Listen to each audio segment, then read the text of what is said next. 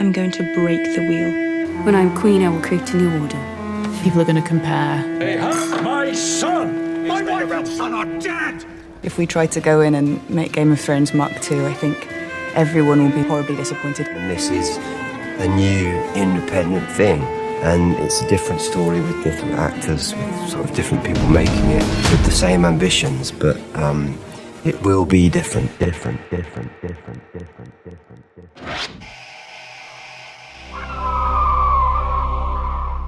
Well, there we have it, the first season of House of the Dragon, and I don't think I'm the only one who considers it a mixed bag. There are plenty of things to enjoy in this show, but for every good moment, there are a myriad of others that are, well... And despite House of the Dragon going out of its way to try and be Game of Thrones, intro music, doomsday daggers and all, it somehow finds a way to completely neglect what made Game of Thrones so memorable. Now, I want to address the dragon in the room. House of the Dragon is not a hard copy of Game of Thrones. However, it is entirely reliant on Game of Thrones, the way they advertise, the way they tell the story, not to mention how many characters appear as knockoffs to their more substantial counterparts.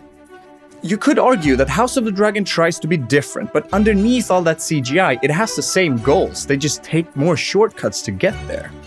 Now, House of the Dragon has done explosively well on the charts, however, no one can deny how this show promises so much and delivers so little. Now, you may be wondering why, and well, first of all,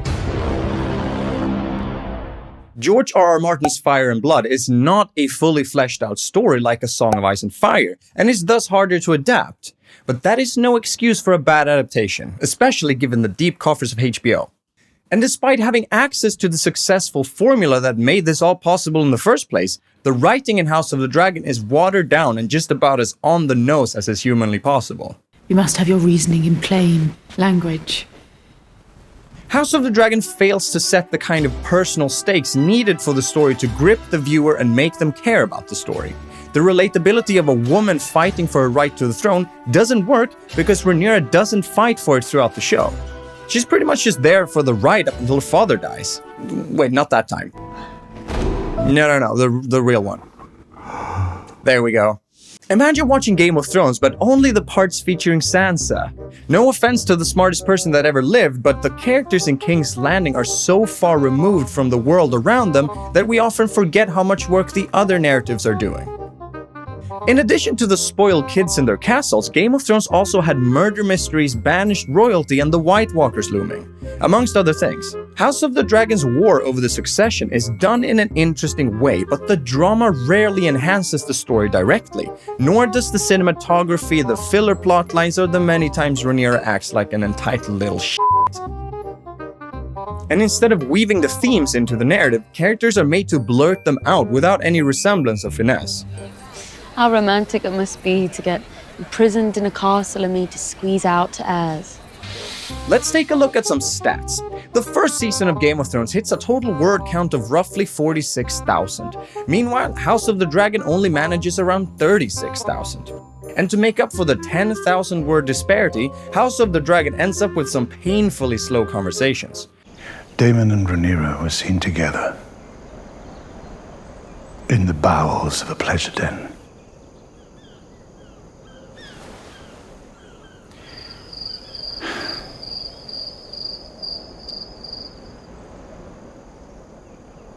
Coupling. More like House of the Dragon, am I right? Now, having fewer words isn't a problem, of course, until you notice how much of the dialogue ends up like a Marvel movie. A bunch of exposition to justify the epic CGI. Every time they do this, it pulls the audience back out of the show, and although no show is safe from exposition, good productions incorporate it with a degree of subtlety. Cousin! In the end, it all comes down to pacing. Something unique about this season is how it rushes through the story, but at the same time uses what precious screen time is left to either explain what's happened between episodes or simply by wasting time on entirely pointless scenes. I have no wish to rule, no taste for duty, I'm not suited.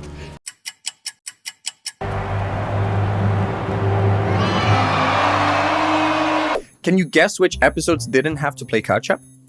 The ones without gigantic time skips. The story flows so much better when the narrative has momentum. Now look, I am partial to them trying something new. The interpersonal drama is a big part of the Game of Thrones formula and is a cornerstone to the Dance of the Dragons as a story. I love the character dynamic they're going for, however, this kind of pacing is simply incompatible with exploring complex emotions. Because drama requires time. In Game of Thrones, the entire first season went by before Daenerys' dragons even hatched. Season 2 was spent building up to the Battle of Blackwater Bay. The Red Wedding was 3 seasons in the making, and Tyrion's trial was 4. House of the Dragon thinks it can accomplish seasons worth of build-up every other episode, but it doesn't work like that. The story itself is flying like a rocket, but the drama is unfolding like a snail on cocaine. It wants to go fast, but it physically can't. All we need to do to make this work is to match the speed of the drama. Game of Thrones gave everyone enough time to deal with their shit. Ned Stark in particular has to face similar throne-based issues, but spends actual time with his family, which makes the stakes of his position feel all the more impactful. House of the Dragon could have easily had similar emotional build-up if Rhaenyra had slowly forged and broken her relationships, or if Viserys had actually gotten to know Alicent before marrying her. Then who knows, maybe Laena could have actually had some time to grow on us before being set on fire. The characters are by far the highlight of the whole show.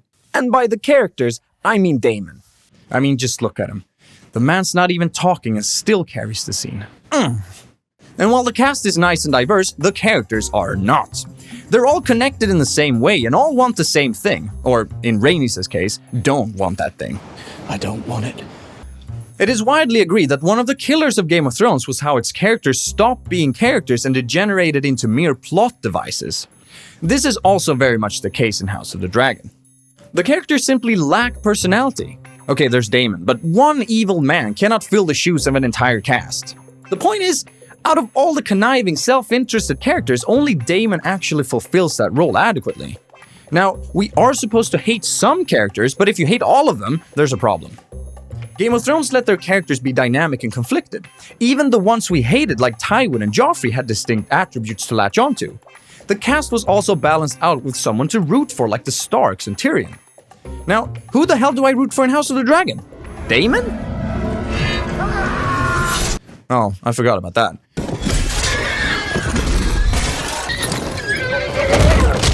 Oh, and all that. Maybe Alicent?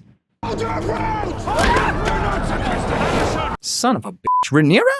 Why must every effort on your behalf be resisted, as if to the death? Because you mean to replace me. Oh, you little shit. They're all clearly awful in their own unique ways, which is interesting, but not exactly a satisfying way to create nuance.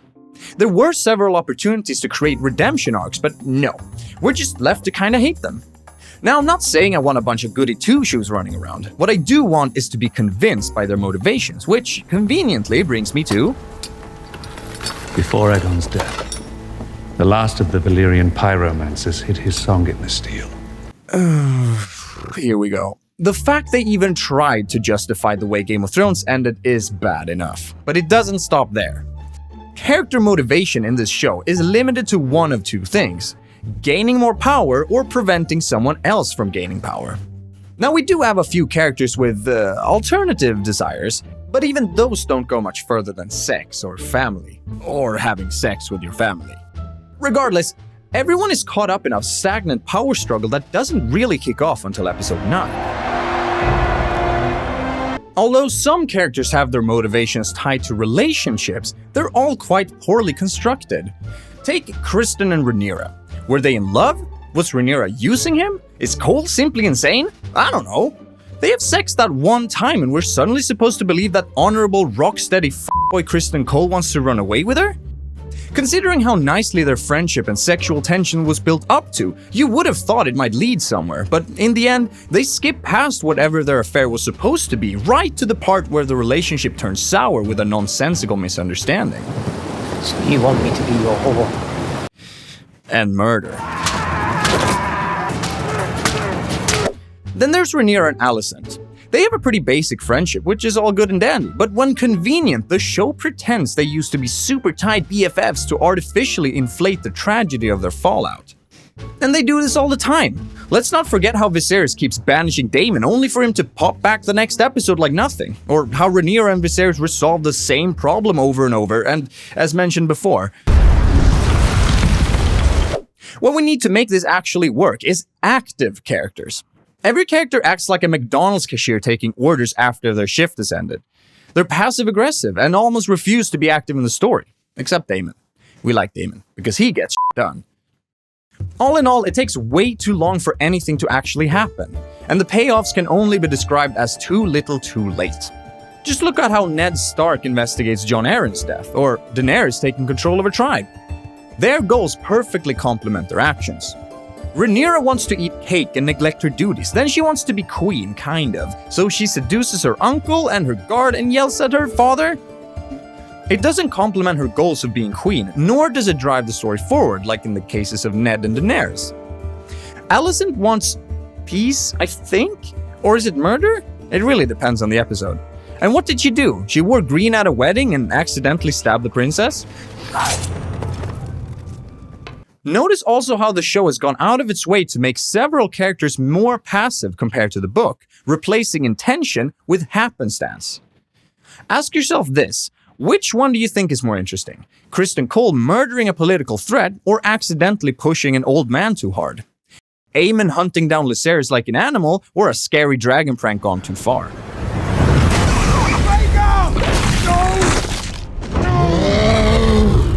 If we had at least one other character with the drive Daemon has, the show would feel far more alive. For God's sake, at least Alicent or Rhaenyra.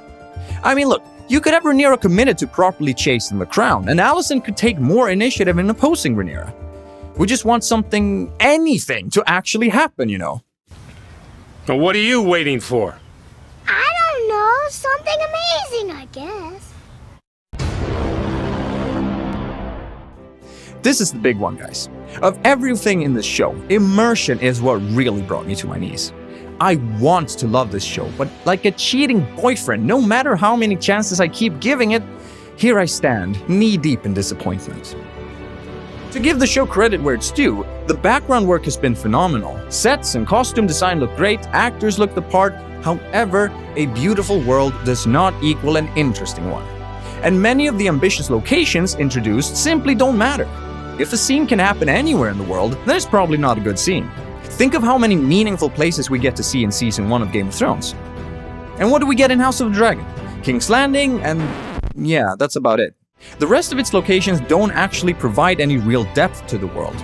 In Game of Thrones, locations were unique and tied to the story. The geography itself created obstacles and opportunities that pushed the story forward and made the world immersive. Take Robb having to make a life-changing deal with the Freys just across a river, or Jon Snow and his trouble in the, snow. In House of the Dragon, very few scenes are location-dependent. The Dragon's Egg standoff, Rhaenyra and Laenor's marriage arrangement look very cool because of where they take place, but they could have both happened anywhere and served the exact same purpose. And don't even get me started on the dragons. For a show named bloody House of the Dragon, the dragons don't add nearly enough to the narrative. The closest thing we get to a dragon making an impact is Aemon's Harry Potter moment and subsequent one-hit on Viserys. Imagine how intriguing it could have been if they'd actually given the dragon some personality and purpose other than being glorified horses with flamethrowers. Not to mention how little the cast interacts with anyone that doesn't have a dragon. The characters from Game of Thrones interacted with all kinds of people, from peasants to royalty. Yes, Game of Thrones protagonists are also highborn, but they all immediately break off into different ways of life. Not to mention Daenerys, who literally has to rebuild her life from the ground up. It's a long way to the top if you want to rock and roll, but not in House of the Dragon, where everybody starts at the top and undergo little to no meaningful journeys. We pretty much get only the perspective of rich assholes mingling with other rich assholes. Unless you count a montage of the Smallfoot getting various body parts cut off as perspective. Oh, and of course the play. Yeah, they actually did the play again. But if I could change just one thing, I would redo their themes. There are plenty of opportunities to go in depth about the issues with the patriarchy, and yet they never do. That's not to say there's something wrong with the messages themselves. Game of Thrones communicated similar ideas by having its characters live out the themes at hand. House of the Dragon likes to staple its themes to its characters, having them react to the themes rather than explore them. When it comes to the theme of female empowerment, Rhaenyra complains and does little to improve her situation, whereas Arya fights to become her own person. You'd also think that something that stems from Game of Thrones would express a wider range of ideas like class divides, poverty, faith, or war. But House of the Dragon only has time for the patriarchy, and that's it. Men would sooner put the realm to the torch than see a woman ascend the Iron Throne. This is a truly pathetic show. An obscenity. Now, there's a clear attempt to bring up themes like legacy, friendship, and discrimination, but none of these themes are properly explored either. Or how about entitlement? Think of Joffrey, who accumulated resentment because we actually got to spend time with him and see him abuse his privileges. Compare this to Aegon. Chances are you don't care about him. And why would you?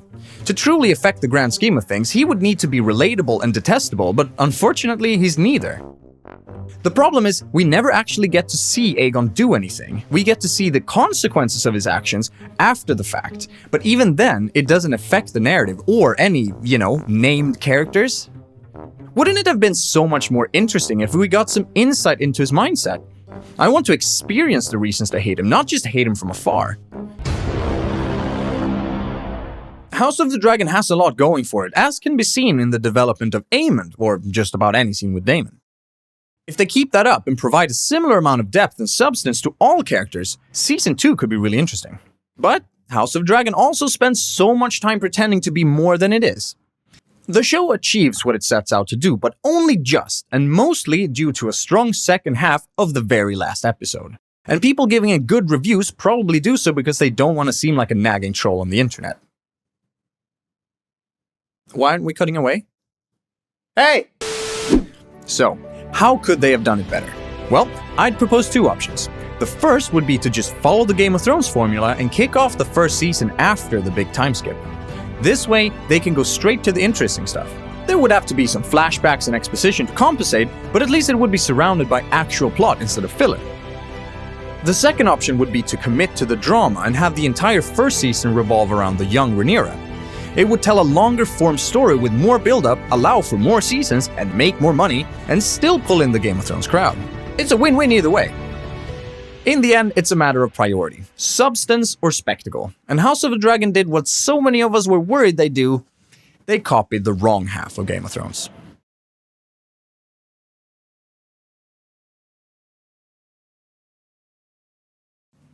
Hello, it's me again. Thanks for watching this video. We've been working really hard on it, so I hope you enjoyed it and maybe even learned something. I have a Patreon now and would like to thank our very first supporters for making stuff like this possible. If you want to be part of the process, then do check it out, link in the description.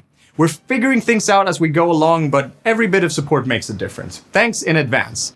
And yeah, I don't really know how to end this, so